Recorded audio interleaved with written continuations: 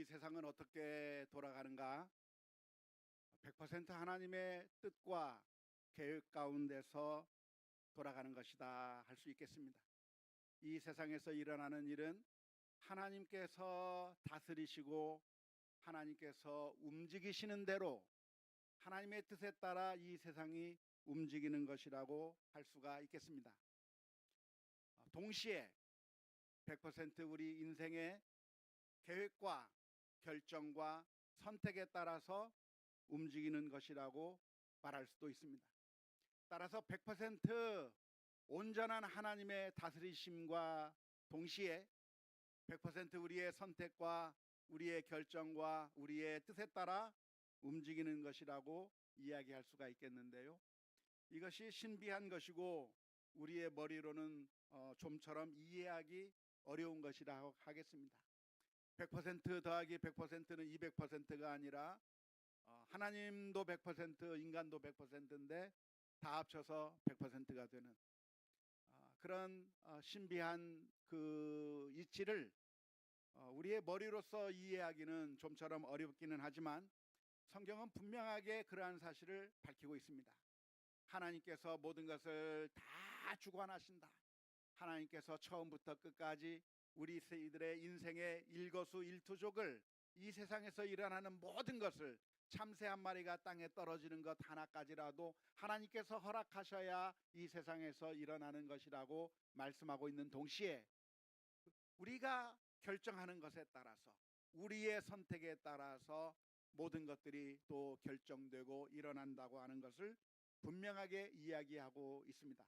그래서 이것을 도무지 조화시키기는 어렵지만 성경에서는 분명하게 이 두 가지를 모순되어 보이는 것 같은 이 두 가지 사실을 동시에 이야기하고 있다고 하는 것을 먼저 기억하면 좋겠습니다.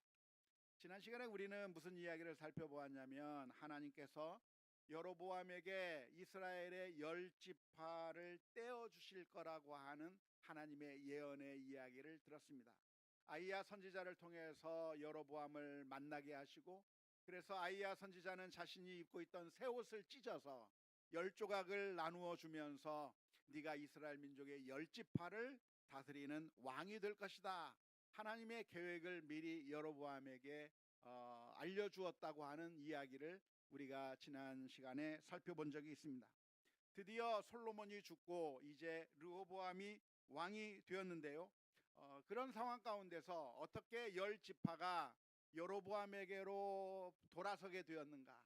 르호보암은 나머지 지파만 겨우 자기 지파만 다스리는 왕으로 쪼그라들고 나머지 10지파가 전부 배신해서 배반해 버려서 여로보암을 왕으로 섬기게 되는 그 과정의 이야기를 오늘 보여주고 있는데 바로 하나님의 섭리와 계획이 실제적으로 이 땅에서 어떻게 발생하고 있는가를 생생하게 보여주는 본문이 오늘 본문의 내용이라고 하겠습니다.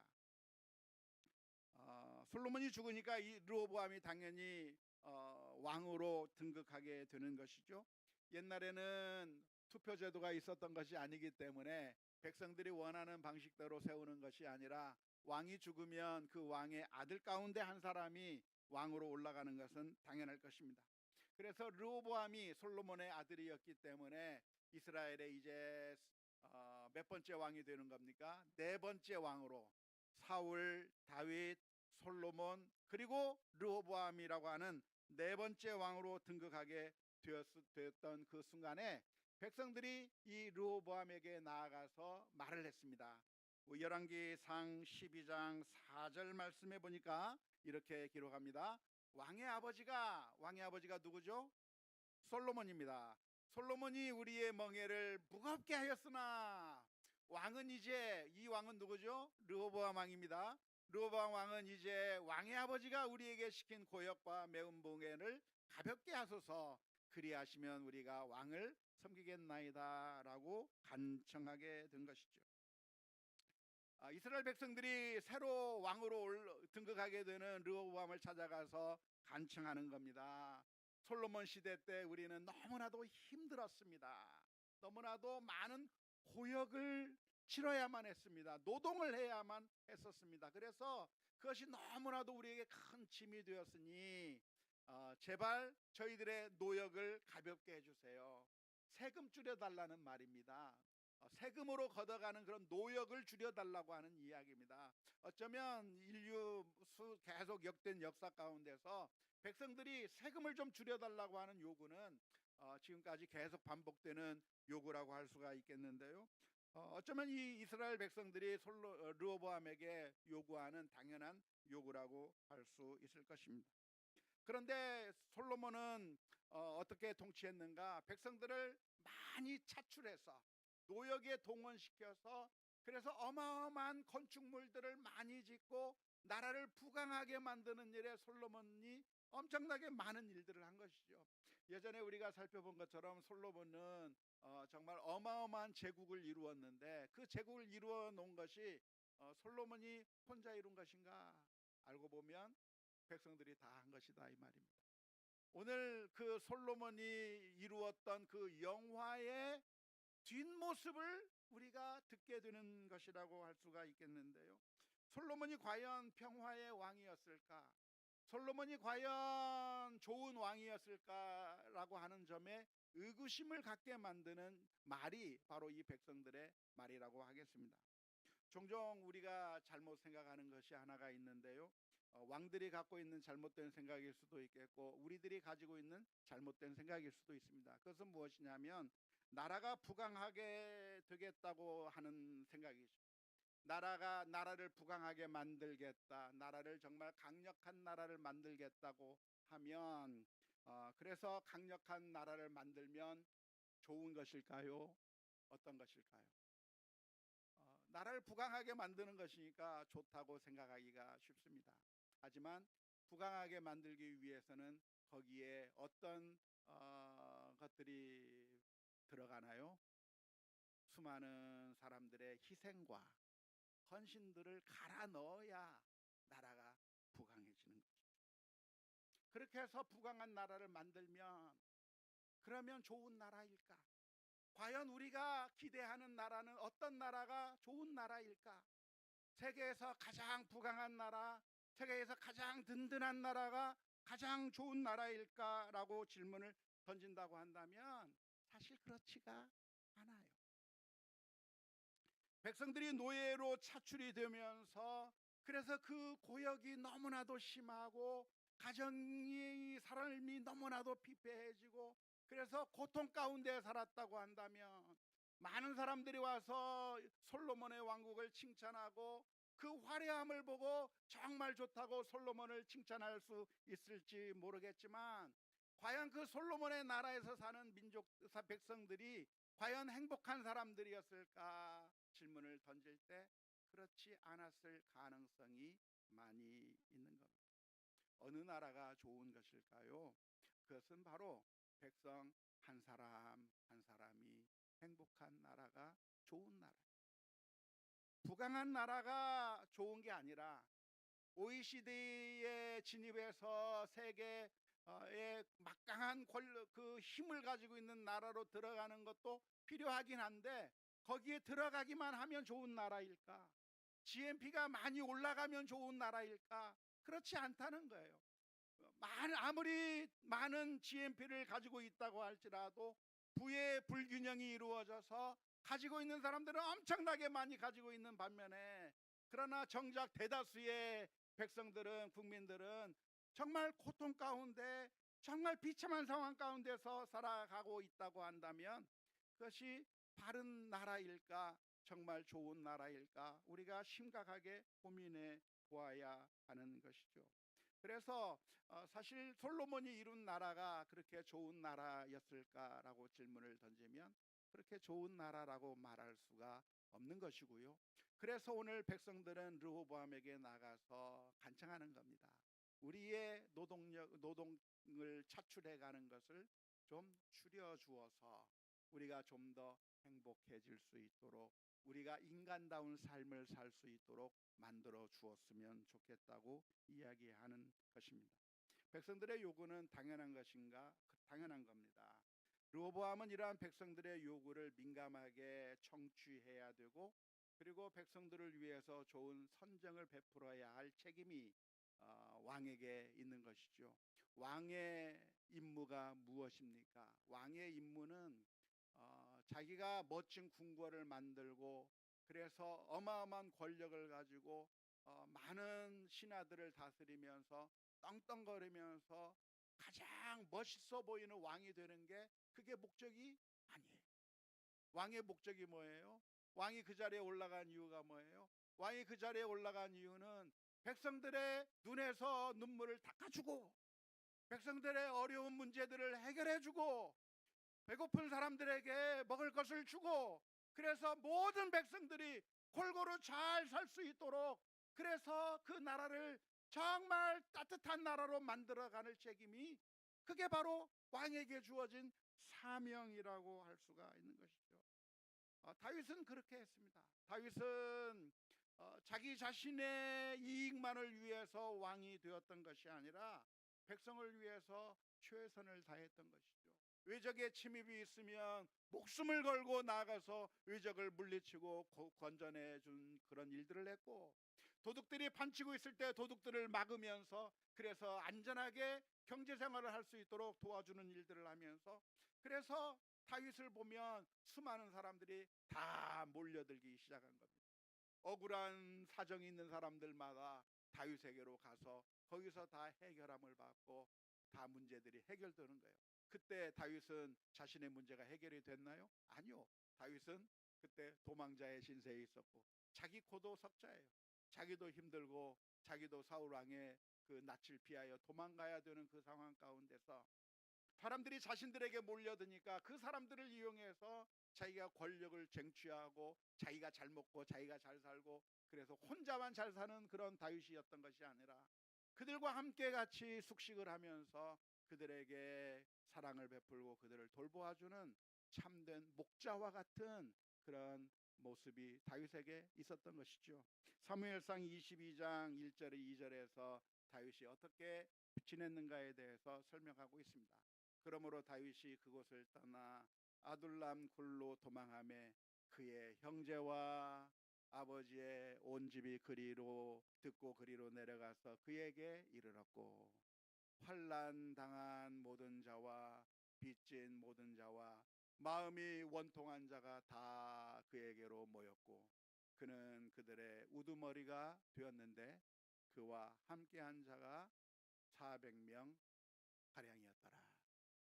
정말 원통한 사람들이 다 다윗에게 가서 문제를 해결받고 다윗도 지금 힘든 상황이지만 다윗의 역할이 무엇인가? 진짜 왕으로서의 역할들을 하는 것. 하지만 사울 왕은 어떤 모습을 보였는가? 사울은 왕이었지만 블레셋이 쳐들어온다고 하는데 그 블레셋의 공격에 대응을 하지 못하는 거예요. 사울의 관심은 어디에 있습니까? 다윗을 죽이는 데 관심이 있는 거예요. 자신의 권력을 유지하는 데 관심이 있는 거예요. 그래서 튼튼하게 자신의 권력을 유지하면 그게 왕입니까? 아니에요. 그게 왕이 아니라 백성들을 돌보기 위해서 군인들을 이용해서 외적들을 막아내는 그런 역할들을 해야 되는데 안타깝게도 수많은 권력자들이 그 권력으로 자신을 배불리하고 자신의 이득을 취하는 일에는 빠른 반면에 정말 자신들의 사명을 잃어버릴 때가 얼마나 많이 있는지 모릅니다. 르호보암이 이제 왕위로 등극하는 그 상황 가운데서 백성들은 르호보암에게 참된 왕이 되어줄 것을 요구하고 있는데 이러한 백성의 요구는 무슨 메시지인가? 하나님께서 들려주시는 메시지라고 들어야 될 줄로 믿습니다. 하나님의 음성은 하나님의 뜻은 우리에게 어떻게 들려지는가? 하나님의 뜻은 성경 말씀에 분명하게 기록되어 있기는 하지만 그러나 성경 말씀뿐만이 아니라 모든 것을 통해서 하나님의 말씀이 우리들에게 들려지게 되어 있습니다. 친구들의 하는 그 말 속에서 하나님의 뜻을 들을 수도 있고 또는 나의 원수의 입을 통해서 하나님의 메시지를 들을 수도 있고 우리를 비아냥거리고 욕하는 사람들의 소리를 통해서 하나님의 메시지를 들을 수도 있고, 우리가 만나는 사건과 사고를 통해서 하나님께서는 우리에게 메시지를 전해줄 수도 있는데, 이스라엘 백성들이 르호보암에게 와서 하는 이 이야기가 그냥 이야기가 아니라 사실은 하나님께서 르호보암에게 들려주시는 그런 소리였기 때문에 르호보암이 이 백성들의 소리를 잘 들어야 했던 것이죠. 안타깝게도 그 솔로몬은 그 신하들의 말을 잘 듣지 않았습니다. 백성들의 말을 잘 듣지 않았습니다. 노인들은 무슨 이야기를 했는가? 아버지와 함께 일하던 신하들은 어떤 이야기를 했는가? 열왕기상 12장 6절에서부터 7절 말씀에 보면 이렇게 기록합니다. 르호보암이 그의 아버지 솔로몬의 생전에 그 앞에 모셨던 노인들과 의논하여 이르되, 너희는 어떻게 충고하여 이 백성에게 대답하게 하겠느냐? 대답하여 이르되, 왕이 만일 오늘 이 백성을 섬기는 자가 되어 그들을 섬기고 좋은 말로 대답하여 이르시면 그들이 영원히 왕의 종이 되리이다. 아버지와 함께 했던 신하들이 그렇게 대답을 하는 거죠. 이 대답이 누구의 음성이에요? 하나님의 음성이에요. 그 음성에 귀를 기울여야 하는 거죠. 하지만 또 다른 소리가 들립니다. 또 다른 소리가 들리는데 어떻게 들리는가? 친구들의 대답입니다. 열왕기상 12장 10절에서 11절 말씀에 함께 자라난 소년들이 왕께 아뢰어 이르되, 이 백성들이 왕께 아뢰기를 왕의 부친이 우리의 멍에를 먹게 하였으나 왕은 우리를 위하여 가볍게 하라 하였은즉, 왕은 대답하기를 내 새끼손가락이 내 아버지의 허리보다 굵으니. 뻥이죠. 아버지께서 너희에게 무거운 멍에를 매게 하였으나 이제 나는 너희의 멍에를 더욱 무겁게 할지라. 내 아버지는 채찍으로 너희를 징계하였으나 나는 전갈 채찍으로 너희를 징계하리라 하소서. 친구들의 이야기가 들리는데 이건 누구의 목소리예요? 사탄의 목소리인 겁니다. 이와 마찬가지로 우리들도 항상 두 가지 소리가 들리는 거예요. 성령의 음성이 들리고 하나님의 음성이 들리고 사탄의 음성이 들리는 거죠. 우리 안에 늘 양쪽의 소리가 들리는 겁니다. 그런 소리가 들릴 때 우리는 어떤 소리에 귀를 기울여야 되는가? 성령의 소리에 귀를 기울이는, 하나님의 말씀을 깊이 묵상하면서 무엇이 하나님께서 기뻐하시는 대답일까 고민해야 되죠. 어떤 사람이 나를 힘들게 만들다면 우리 마음 가운데서 두 가지 소리가 들릴 겁니다. 하나의 소리는 어떤 소리입니까? 원수를 갚아버리고 본때를 보여주고 박살을 내버려야 다시는 너한테 얼쩡거리지 않을 거라고 하면서 원수를 갚으라고 하는 소리가 들릴 것이고, 또 하나의 소리가 들립니다. 원수를 원수로 갚지 말고 악을 악으로 갚지 말고 선으로 악을 갚아서 하나님의 사랑을 보여주라고 하는 성령의 음성도 들릴 겁니다. 그럴 때 우리가 어떤 음성에 귀를 기울여야 됩니까? 하나님의 말씀에 부합한 그 이야기를 들어야 되는 것이죠. 친구들의 말이 일리가 없는 게 아니라 일리가 있어요. 지금 왕이 되는 이 시점에 백성들한테 밀리면 어떻게 되겠습니까? 앞으로 더 밀릴 수 있으니까 왕으로서 통치가 어려워질 수 있다고 하는 것, 어쩌면 일리가 있는 것처럼 보입니다. 하지만 그러나 내가 왜 왕이 되었는가를 생각해 봐야 되죠. 하나님께서는 나를 왜 여기에 세워 놓으셨는가? 그것을 생각한다면 내가 저 사람들을 밟아버리고 짓눌러버리고 독재자가 되기 위해서 왕으로 세워주신 것이 아니라, 내가 이곳에 서게 된 이유는 저들의 눈물을 닦아주고 저들을 행복하게 만들어주고 하는 하나님의 종으로 부름을 받았다고 하는 사실을 기억하면서 하나님께서 원하시는 대답을 선택할 수 있는 우리 모두가 다 될 수 있기를 주님의 이름으로 축원합니다. 안타깝게도 르호보암은 엉뚱한 선택을 했어요. 잘못된 선택을 했죠. 그 결과 어떻게 됐습니까? 열왕기상 12장 16절의 말씀에 온 이스라엘이 자기들의 말을 듣지 아니함을 보고 왕에게 대답하여 이르되, 우리가 다윗과 무슨 관계가 있느냐? 이새의 아들에게서 받을 유산이 없도다. 이스라엘아, 너희 장막으로 돌아가라. 다윗이여, 이제 너는 내 집이나 돌아보라 하고 이스라엘이 그 장막으로 돌아가니라. 하나님의 계획이 하나님의 심판이 들려졌었는데요.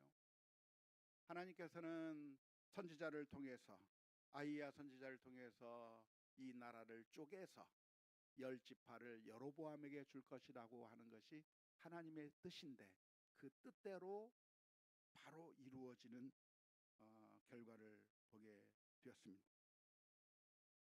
자,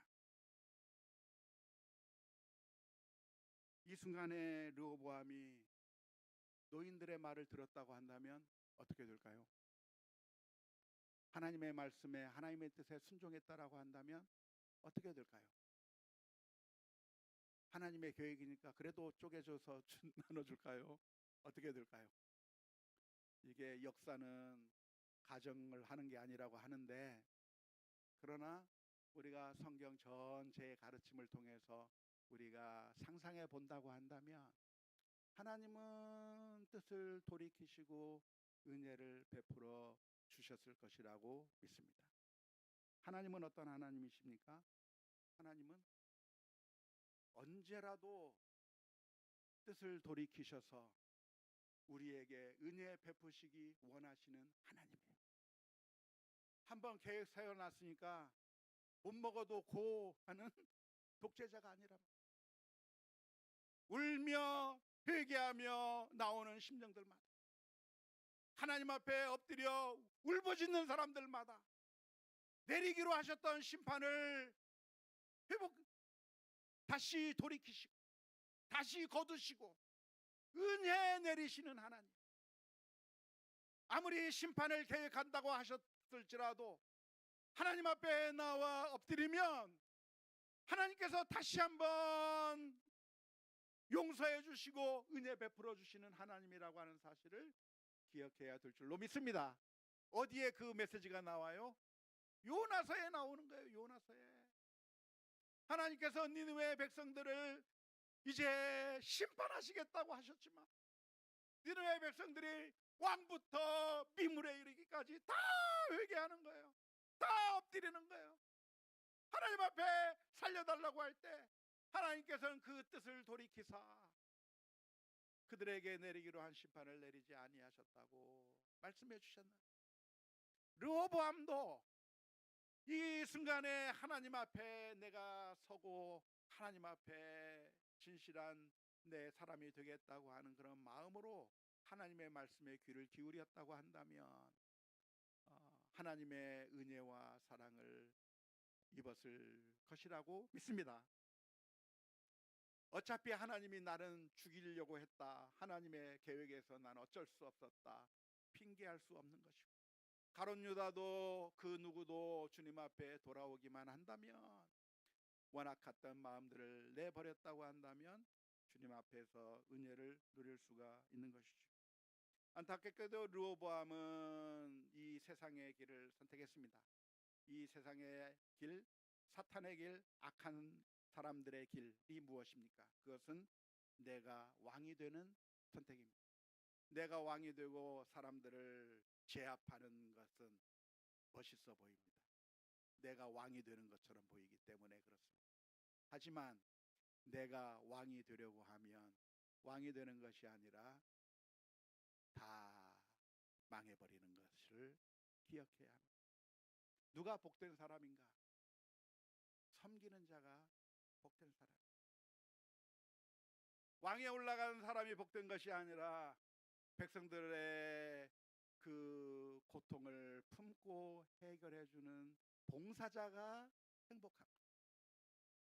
내 것을 챙기는 자가 복된 것이 아니라 사랑으로 나누어주는 자가 복된 거예요. 다른 사람들을 종으로 부려먹는 자가 복된 것이 아니라 다른 사람들을 위해서 봉사해주는 자가 복된 사람입니다. 이게 성경적인 원리라고 하는 것을 기억할 수 있기를 바랍니다. 누가복음 22장 25절에서부터 27절의 말씀에 예수께서 이르시되 이방인의 임금들은 그들을 주관하며 그 집권자들은 은인이라 칭함을 받으나 너희는 그렇지 않을지니 너희 중에 큰 자는 젊은 자와 같고 다스리는 자는 섬기는 자와 같을지니라. 앉아서 먹는 자가 크냐 섬기는 자가 크냐, 앉아서 먹는 자가 아니냐. 그러나 나는 섬기는 자로 너희 중에 있노라. 행복하지 못한 것은 내가 고통스러운 이유는 내가 왕이 되려고 하기 때문에 그렇습니다. 내가 왕이 되고 군림하려고 하면 오늘 이스라엘의 10지파들이 다 떠나가 버린 것처럼 나 혼자 남게 될 겁니다. 나는 왜 친구가 없나? 나는 왜 외로운가? 나는 왜 고통스러운가? 그것은 섬기는 자가 아니고 르호보암처럼 왕이 되려고 했기 때문에 그렇습니다. 하지만 섬기고 내 것을 내어주고 사랑하는 자는 놀라운 사랑을 입게 될 것입니다. 이것이 성경적인 원리입니다. 어쩌면 우리가 이 세상에 살아가면서 르호보암과 같은 사람들을 많이 만납니다. 우리들의 왕처럼 다가와서 우리들을 다 속이고 빼앗아가는 사람들이죠. 그걸 가리켜서 우상이라고 이야기합니다. 하지만 그런 우상들은 우리들에게 약속한 것을 주지 않고 우리 것을 빼앗아 버리고 사라져 버립니다. 돈을 우리가 우상으로 섬기면 그 돈이 우리에게 약속한 돈을 주는 것이 아니라 우리들의 건강을 빼앗아가 버리고 가족들 사이에 불화가 일어나게 만들고 그리고 우리를 고통 속에 몰아넣는 결과를 주는 것이죠. 정치가 우상이 되면 그 정치가 우리를 행복하게 만들어주는 것이 아니라 그 정치가 우리의 돈들을 다 빼앗아가 버리고 우리로 하여금 힘들게 만들고 고통스럽게 만들어버리고 마는 것이죠. 그런데 우리에게 놀라운 평화의 왕이 있습니다. 그 왕은 우리 가운데 오셔서 우리를 섬기는 왕으로 오셨습니다. 겸손히 나귀를 타고 예루살렘으로 입성하셨던 우리 주님께서는 엎드려 제자들의 발을 씻어주셨습니다. 우리 주님께서는 우리들을 위하여 자신의 피를 뿌리시고 흘리시고 자신의 살을 내어주셨습니다. 이 세상의 헛된 우상들을 왕으로 섬길 게 아니라 우리 주님을 나의 주 나의 하나님으로 고백하며 이 세상의 소리에 반응하는 우리가 아니라 예수님께서 우리에게 들려주시는 그 참된 복된 메시지들 앞에 귀를 기울이는 가운데 주님께서 주시는 놀라운 은혜와 축복을 누리는 그런 우리 모두가 다 될 수 있기를 주님의 이름으로 축원합니다.